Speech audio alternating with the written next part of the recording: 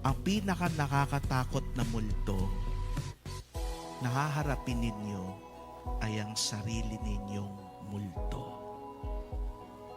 Yes, they are smiling, they look happy, but deep inside, they are broken. Pero gusto kong sabihin sa inyo, hindi kayo nag-iisa sa inyong pinagdadaanan. Anong kailangan nyong gawin? Minsan ang kailangan nyo lang gawin ay humanap ng mga tao na handang makinig at tumanggap sa inyo.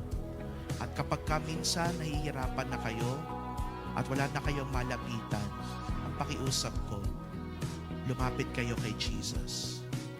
Jesus is the true friend who will truly accept you.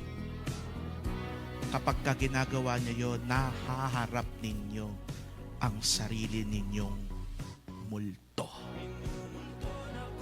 At kapag naharap niyo ang sarili ninyong multo, masasabi ninyo, hindi na ako takot sa sarili kong multo.